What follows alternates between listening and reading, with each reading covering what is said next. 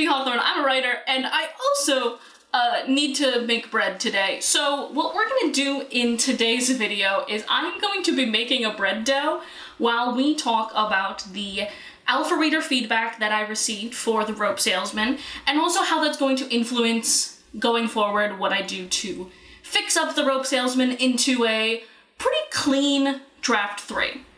So, I have my recipe written down on a note card. I don't know if you can see that. My handwriting is very bad. I will also put the recipe up on screen as we go, and I'll also put it down in the description. This is the recipe from Miss Sally of Sally's Baking Addiction, and she has taught me how to make bread. Thank you, Sally of Sally's Baking Addiction. You're my best friend. So, let's just get started, shall we? I have some things I did forget to grab. For this recipe, you are going to need some bread flour, some salt, some yeast, and just some water. And we're just gonna kind of wing it like that. Okay, so the thing about the Rope Salesman is that I have been going back and forth on calling it a novella or not for the entire time I've been writing it. So, with my beta readers, I gave them some questions to guide their reading about some things that I wasn't sure about, some things that I knew needed work, also just like some general questions, how they felt about the pacing, because I felt like that was not the strong point of the novel, so I wanted some I wanted them to think about it. Now, of course, with beta readers, they are providing a free service. They don't have to tell me what I want to hear, etc., etc. All of my beta readers, though, I feel like gave me really, really good feedback. So I actually should mention I got reads from Lewis Roberts Writes here on YouTube, from DL Pitchford, also here on YouTube, and then my friend Natalie, who you've, I think, seen her before in the Running a Writing Group vlog. And all three of them have different sort of genres that they usually write in. So Natalie is usually a short story person who writes literary fiction. Lewis writes detectives, writes mysteries as well. He also writes queer mysteries. And then D.L. Pitchford writes paranormal mysteries. So I thought I chose my alpha readers, I feel, on who I thought could give me the best cross-section of genres. So I wanted to make sure I had some people reading it who were familiar with those genres, and then Natalie, who is unfamiliar with those genres, who would be able to sort of give me an outside perspective on it. And I'll be honest, I think that worked out really, really well for me. Each of them gave me stellar feedback. Come on, I just need one more cup out of here. So all of my beta readers gave me really, really stellar feedback. And they all gave me feedback that was in line with the genres that they usually write. Lewis very much enjoyed the mystery. Dana was exploring the paranormal side of the world. And Natalie was telling me that my pacing was bad, which is okay, because it is. So that's the main thing I think I realized or I got told by beta readers, is that the pacing was just a little bit off. And I knew that my pacing was off going into this, but the beta readers, my readers very helpfully and very smartly, I think, diagnosed a few places where the pacing was exactly off. So they got real more specific with it, and they helped me see where it was off that I didn't even know before.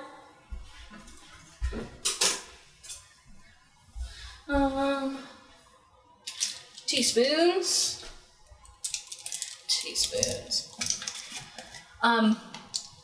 By the way, 3 1/4 cups of bread flour, 2 teaspoons of instant yeast, 2 teaspoons of salt, and 1 1/2 cups of water. 2 teaspoons of instant yeast is just 1 instant yeast packet, in case you cared. So my readers really helped me out with this pacing issue that like I wasn't sure was an issue, but it wasn't. It was very confusing. Even for me as a writer to try and diagnose where this pacing issue was coming from, it was just atrocious. I just could not do it. I also, by the way, do want to point out how precarious of a situation my camera is in. I'm going to take a quick picture of it now so that you can all see how absolutely crazy this situation is. And how crazy it is that I just turned on my sink. Nobody knows why that's crazy yet, but you will. 1.5 cups of water, so I need 1/2. So we diagnosed some pacing issues with my alpha readers. The other thing is Natalie and I met up in real life and we just like talked for quite a while about the rope salesman. And Natalie also diagnosed this issue I was having where the rope salesman was becoming genuine friends with one of the femme fatales. I love that I get to say I have multiple femme fatales because there are multiple women and they are all doing the worst, actually. But so the rope salesman was becoming friends with one of them, and I really liked that, like, friendship, grudging, sort of like mutual respect that they had. But the problem is that there wasn't, like, a reason for them to start becoming friends, really. Like, the reason is that they were stuck in a car together for an hour, and so they sort of, at the end of that car journey, they were like, we're besties now. But that's not quite how it works, and the rope salesman felt like he had a lot of, like, misplaced pity for this woman who was arguably making his life harder. Like, at a certain point, she ceases to be innocent and does just start making his life difficult. So I think... This is gross. So I needed, I think, somebody to tell me why they should be friends. And so we ended up discussing what should happen to them and why they should actually sort of have this commonality. And I think we ended up in a good place. We ended up in a place that needs more rope salesman backstory, which means I think this is going to cease to be a novella and just start being a short novel. It was already at 40,000 words. Novella was already kind of pushing it, if we're being honest. But, I don't know, I am still a little sad about it having to cease having that title of novella and start having the title of short novel. But I think if I want to make it work, and if I want them to have this friendship that devolves, or this like begrudging respect that moves into a friendship that then moves into a betrayal later on, I think I just need I need them to have more reasons to be besties. So once you are done mixing all of the ingredients together, by the way, you'll have this sort of like shaggy dough. After you mix everything together, you can do it by hand or with like a whisker utensil. I just don't own an electric mixer, and I have 4 feet of counter space that's available to me, so I usually just do it with my hands and a spoon, as you saw. Once you do this, we're gonna cover it and let it rise for like 2 to 3 hours at room temperature, and then you can bake it right away after that, but it tastes better if you leave it in the fridge overnight, still covered. It tastes really, really good the next morning. So I'm making this today so that I can have bread tomorrow morning. I'm being kind to Future Bee. Future Bee is gonna love this bread, honestly. So that's your perfect, beautiful little bread. Again, thank you for Sally of Sally's Baking Addiction for teaching me how to make this really good, very small bread. This makes about 2 loaves. The loaves turn out to be they turn out to be slightly smaller than like sandwich bread. So unless you want to make a sandwich for ants, stick to just like jams and butter and toppings on this. All right, I'm gonna set this aside and we're gonna do something else now. The other thing I wanted to make today is some cinnamon butter. because I know that I want some with that bread tomorrow, and I'm going out of town, so I was gonna make some so that my girlfriend can have it while they finish off the rest of this bread. So, we're gonna make some cinnamon butter as well. I'm gonna go stop my cats from fighting real quick, and I shall be right back. I have realized a slight problem with my plan is that the bread is in the bowl that I used to make this. So we're gonna have to do a smaller bowl, which means we're gonna make a bunch of cinnamon butter in the tiniest bowl imaginable, which means I'm gonna need to like just stand here and beat this for a while. Because again, I don't own a stand mixer, I don't have the space for it. And I also don't own an electric hand mixer, which I think I should probably get one. If I'm being very honest with myself and with my shortcomings, I think I should just get an electric mixer. The recipe for this honey butter, cinnamon, honey, maple butter, whatever, also comes from Sally's Baking Addiction. Again, Sally, girl, you're the best. Very easy to follow recipes. It will also be down in the description below. The thing about the rope salesman that I've sort of been struggling with the whole time is why this particular story. Which I think is something all authors struggle with for the most part, is like, why is this one the story you're telling? Because the rope salesman, the way I've written it is deliberately so that it could be potentially, if I wanted it to be, it could be like an episodic, like, novel. So you're following the same detective from, you know, case to case. This is about to be a fucking nightmare, dude. But, like, why does this case affect the detective so deeply why is this one the one that I'm starting with? In the course of Natalie and I's discussion, we ended up with the idea that the reason this affects him so deeply and makes this the good first case for the rope salesman series, or why it's the case we care about, is because it brings up an old memory for them that they would rather stay hidden. This is going to be a nightmare, by the way. I'm trying to mix 1 cup of butter until smooth in this tiny-ass bowl, and I just don't know if this is going to work, if I'm going to be honest with you. Hold on. We might be problem-solving here, gang.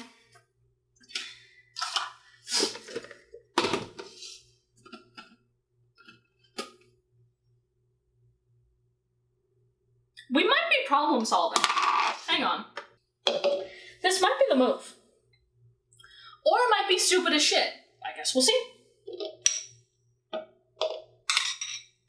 Also, this butter is not as soft as I would like it to be because I didn't want to leave it out overnight because it's super hot in my apartment and I didn't want just melted butter all over my counter. I don't know if this is gonna work, honestly. So the rope salesman needs like a tragic backstory. Not like a tragic backstory. The rope salesman already has a tragic backstory. I need to put that backstory into practice. He actually needs to like think about it and think about how it relates to his past. I think I was trying too hard to make him not like gritty, but I was trying too hard, I think, to make him a short story detective, when this is a man that you do need to know. Jesus. This is a detective that needs a whole book to really fall in love with them. Which is okay. That's good, right? If you have a whole book to fall in love with a detective, you're gonna be much more affected by everything that detective does. And that's good. The point for Mr. First Name Rope, Last Name Salesman. But I just didn't have that locked in on the first one, I think. I needed it to be more locked in than it was. And so that's, I think, going to be a big part of my draft 3. We're doing a 1/4 cup of confectioner's sugar to give it a little zhuzh, a little pizzazz, a little something something. Honestly, baking is a lot like writing in that you can follow all the recipes in the world, but it is still at the end a leap of faith into seeing if you've actually made something good or not. Sometimes the answer is yes, sometimes the answer is no, sometimes the answer is you need to tweak that recipe.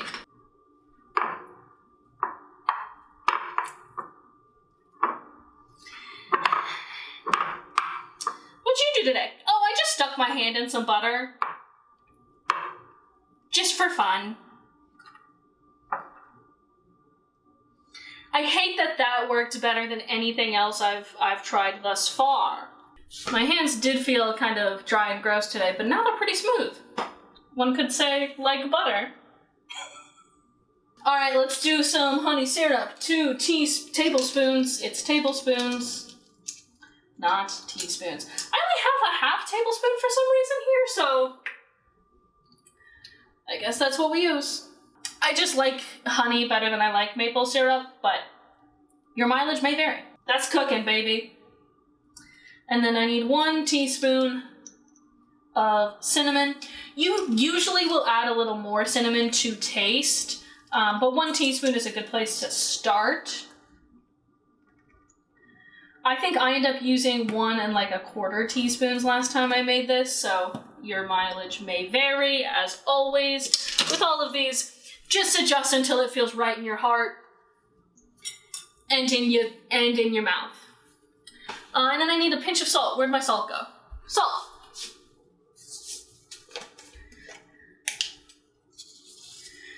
Pinch of salt, by the way, about 1/8 of a teaspoon, about 1/8 of a teaspoon is a pinch of salt. At least it seems to be for Miss Sally's recipes. I don't know about anybody else in the world, because I don't know shit about shit, but Sally's recipes, about 1/8 of a teaspoon. Alrighty, we're just gonna mix the rest of this until we're happy with it. It's gonna appear pretty, I'll show you in a second. It's gonna appear kind of brown, and it's not really gonna have a buttery consistency anymore. It's gonna have a pretty creamy consistency. So hang on, let me just clean up the outside of this bowl before I start showing it off places. Showing it off to people's places and things. So what you're gonna end up is sort of this kind of brown consistency. It's gonna look cinnamony and it's gonna look a little creamy, a little buttery. It's, like I said, fucking stellar for any sort of topping on if you make Texas Roadhouse buns or just anything. I just like it on bread. So what's next? Now that I have my alpha reader feedback, I've been going through and I've been making my own notes on a paper copy of The Rope Salesman. So I have a few things of my own I want to change before I start into clean drafting draft 3. I think I'll probably end up doing the similar thing I did with draft 2, which is where I will have draft 2 up in one side panel, and then I will just write draft 3 completely from scratch in the other, and we'll see how that goes. I'm not entirely sure how that'll work for draft 3, but I think on a voice level, as in sounding like it is a noir detective, I think Rope Salesman is really strong, actually. Which is good, because you do want it to sound strongest. The voice is always the hardest thing to nail. So the fact that my main character has this internal voice that's very strong, and then he has a different, separate, external, this is the act he puts on for clients that is also strong. That's the hardest part to nail, is what a character's voice is. So I'm honestly really pleased with it. All of my beta readers, all of them said that his voice was really strong and you can hear it. One of them said that the dialogue sounded like The Big Sleep, which is, in my opinion, Raymond Chandler's best novel. But if you guys haven't watched that movie, the dialogue there is just off the charts good. It's crazy, crazy good. It's quick. There's like not a single line of dialogue wasted. There's double, triple meanings to every sentence. Like, it is an efficient, good script. And so to hear that my silly little guy sounds like kind of like one of the best noir movies of all time to me, is crazy. That's so good. I feel so invigorated to work on this project. I think I'm gonna have to start working on it in September, because I'm just really busy in August. I have a lot to do. I have a few more like planning things I need to do for the plan before I jump into draft 3, but I think I kind of did it. I think I kind of, cooked with Rope Salesman, even though I had multiple crash outs about it. Let your bread rise for like 3 hours and then stick it in the fridge overnight. It'll be perfect. This, you can just stick in like a container.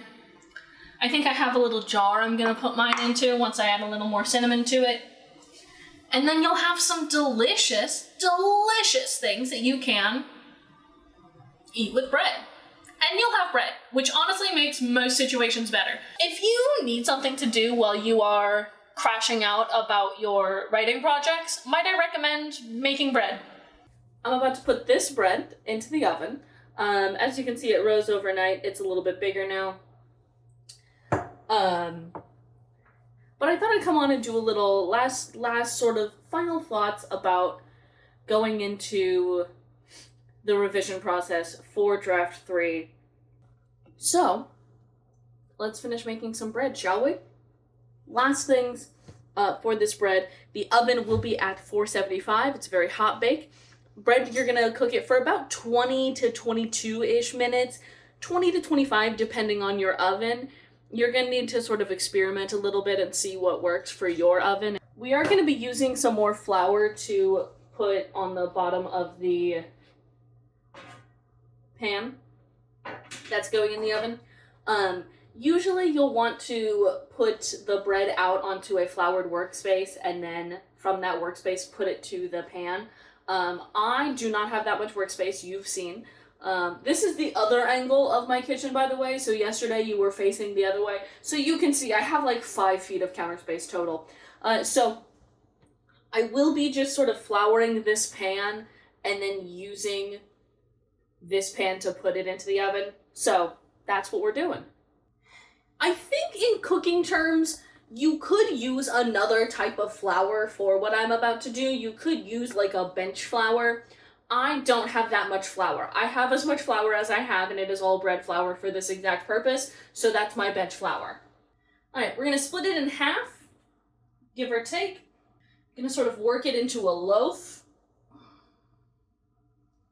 And this can be a rustic or rough loaf. If you're, using Food Network speak, this will certainly be a rustic, farm-to-table kind of loaf.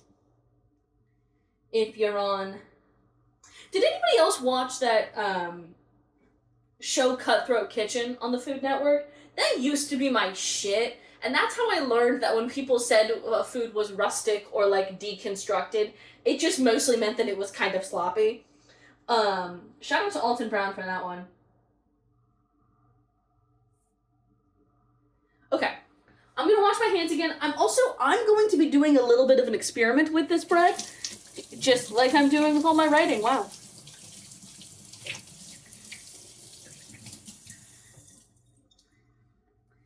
And I'm actually going to be doing a little bit of an experiment with this bread. I'm gonna try and make one into like a sweet bread, like a cinnamon bread. So to do this, I'm just gonna put like a tablespoon or a teaspoon. I'm gonna put an amount of cinnamon onto the bread dough as it is now. And then I'm just gonna kind of like incorporate it by kneading and stretching the dough. And we're gonna see how that works. I don't know how that'll work, we're gonna see. There's definitely a better way to do this, just in general, like overall. Just kind of in my life, there's always probably a better way to do this. But this is how we're gonna do it. And we're just gonna see how this one works. I don't know if it will or not, but there's that. So I've tried it, and if it doesn't work, then I'll know to do it different next time. And that's the only way to learn. It's by trying it and fucking it up. And I'm pretty sure this is like the only way I can learn how to do this, by trying it and fucking it up. So you're gonna let the bread rest on this work surface for about 45 minutes or as long as the oven takes to preheat. My oven is only at 300 degrees right now, so it'll probably be another few minutes. And if the bread sort of elongates too much, you can reshape it a little bit before you put it in the oven, but you know, your mileage may vary. I am going to try something new with the rub salesman, like I'm going to try something new with this bread. And we're just going to see if it works, and if it doesn't, then it doesn't, and if it does, then I've learned something new. Either way, I'm going to keep at it, and you should too. That turned weirdly inspirational at the end. I don't think I'm that, like, an inspirational speaker kind of girl, but if you need it, you need it, man.